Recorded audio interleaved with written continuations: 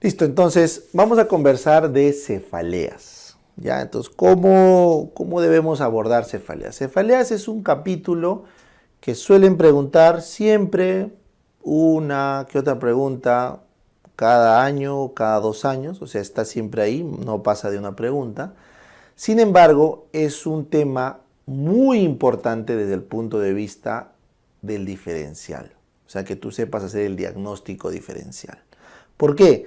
Porque es un signo que siempre va a haber en tus preguntas. O sea, tus preguntas siempre van a tener paciente con cefalea, paciente acude con cefalea. Entonces, si tú no sabes identificar los tipos de cefalea y las características clínicas para la cefalea, vas a estar inseguro en neurología. Entonces, al margen de las preguntas, cefaleas es un capítulo importante porque te permite tener una base teórica sólida. ¿Está bien? Entonces, vamos a desarrollar cefaleas. Entonces, arrancamos. Lo primero que tienes que saber es que las cefaleas se dividen en primarias, que son las más frecuentes, el 90%, y cefaleas secundarias. Las cefaleas se llaman secundarias porque hay un daño orgánico estructural que explica la cefalea.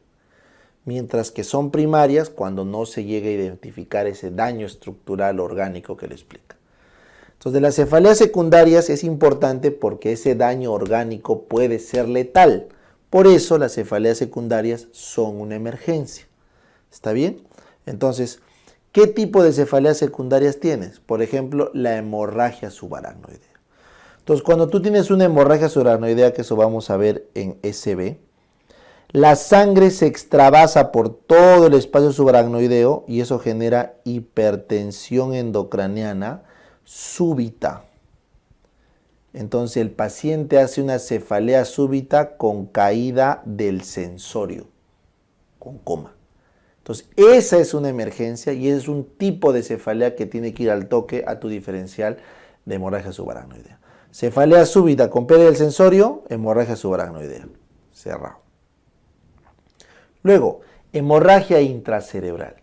Cuando una persona hace una hemorragia intracerebral es porque está haciendo un hematoma dentro del cerebro. Entonces también va a ser hipertensión endocraniana.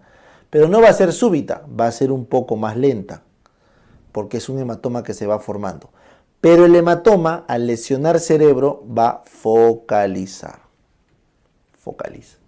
Entonces una cefalea de hipertensión endocraniana lenta, o sea, bueno, para no confundir la palabra lenta, porque tú puedes pensar que lenta son días, vamos a ponerle brusca, ¿ya? Brusca.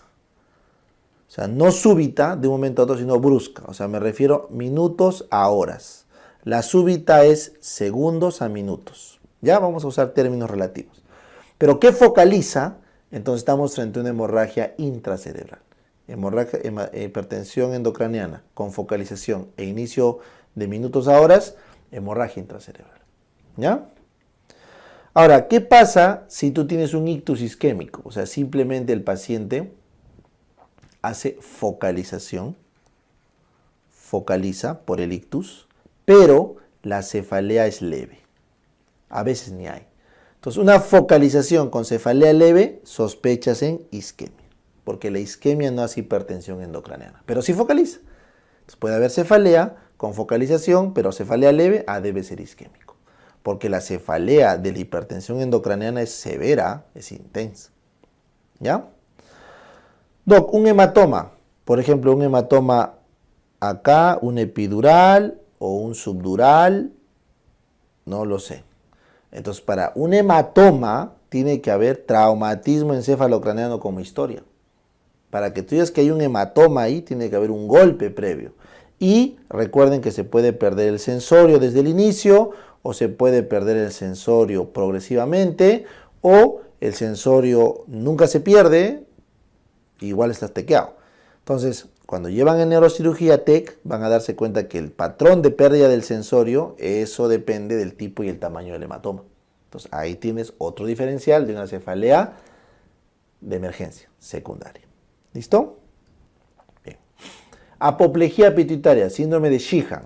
Típico, una mujer que está en el puerperio, ¿correcto? Y ha perdido harto volumen. Ha hecho un shock hipovolémico. Entonces, una hemorragia posparto en el puerperio inmediato con shock hipovolémico te puede dar apoplejía pituitaria. Es una cefalea intensa, pero después de un shock hipovolémico por hemorragia posparto.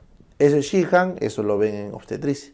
Ahí tienes otra cefalea secundaria de emergencia, ¿no? La mujer no puede dar de lactar, hace insuficiencia panhipopituitarismo, entonces diagnosticado. Un poquito más tranca, quiste coloide. ¿Qué es eso, doc? Es un tumor del tercer ventrículo, del cuarto ventrículo, que obstruye el acueducto de Silvio. Entonces hay una hidrocefalia. Hay una cefalea, pero esta cefalea suele ser postural. O sea, el quiste coloide, cuando tú te vas moviendo, se mueve contigo. Entonces, en alguna posición, cierra el acueducto de Silvio y empieza a empeorar la hidrocefalia y duele más. Entonces, una cefalea postural con hidrocefalia, sospechas un quiste coloide ventricular. Ya, yo sé que es raro, pero es un tipo de cefalea secundaria que se saca con la historia clínica. Hipertensión de fosa posterior. Cuando tienes un paciente con hipertensión endocraniana severa, que está haciendo disminución de la frecuencia respiratoria, ¿correcto? Que está haciendo papiledema, entonces esa cefalea puede ser de hipertensión de fosa posterior, por ejemplo un tumor en fosa posterior. Entonces papiledema, correcto, disminución de frecuencia respiratoria en un paciente con hipertensión endocraniana, sospecha fosa posterior, Y finalmente la encefalopatía hipertensiva es un paciente que tiene demasiada presión arterial, por encima de 220 de sistólica, por encima de 120, 140 diastólica, súper alta, que tiene un dolor sobre todo en la región occipital, pero que tiene trastorno de conciencia. Entonces, una presión muy alta, sistólicas por encima de 220, diastólicas súper altas, con cefalea occipital intensa y pérdida del sensorio, encefalopatía hipertensiva, ¿ya? Y también puede haber hemorragias retinales o papiledema también, ¿ya? Entonces, estas 8 son las principales causas de cefalea secundaria que son consideradas una emergencia. Y por lo tanto, ustedes deberían saberlas y desde el inicio tienen que sacar la respuesta, porque está cantado. La clínica que tiene es imposible equivocarse. ¿Listo?